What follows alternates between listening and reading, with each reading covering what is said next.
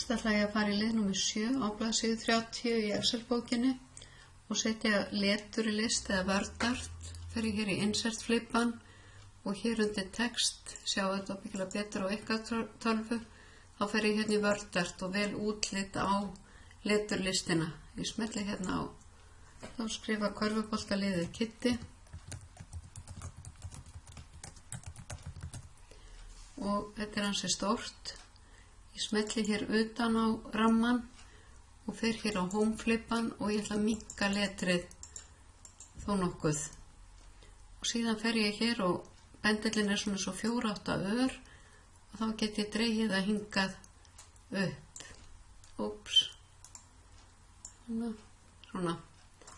Og ég nota örvaliklana til að færa það til hliðar eða músina.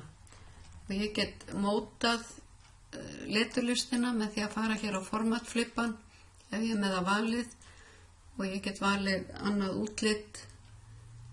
Ég get líka að fara hérna í shape outline eða shape fill. Ég get valið hérna, vel hérna, ef ég vil hafa ramman mjórri þá fer ég í shape outline og vel hérna mjórri línu. Og að því ég valdi þetta svona þá er hvítur bakgrunnur á bakvið leturlistina. Síðan ætlum við að setja hugsunarblöðru, það er liður 8 og þá förum við í insert og við förum í shapes og við veljum þessa hérna cloud callout. Ég ætla að byrja á að setja það hér og ég skrifa textan beint inn.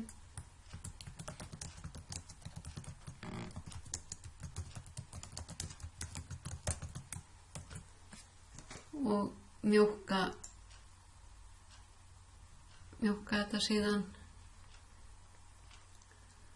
og ef ég vil hafa annan lit á bakgrunnum þá get ég valið það inn í hérna format og ég get dregið þetta hingað upp svona svolítið hlösku þetta núna. Mjúka þetta og teygt og togað. Stig úr skotum og ef ég vil hafa þetta á miðju þá smelli ég hér. Það er líka oft ágætt þegar maður er að búa svona hugsunarblöðru eða annað að fara hérna í format og shape styles, smetla hér. Þá getið þið farið hingað size and properties og ef þið hakið við resize shape to fit text þá aðlagar hún sig að textanum þannig að þá þurfið þið ekki að vera að toga þetta og teygja. Þið getið togað samt hérna í þetta gula ferning hérna ef þið viljið hafa hann aðeins neðar og togið í kúlurnar hér.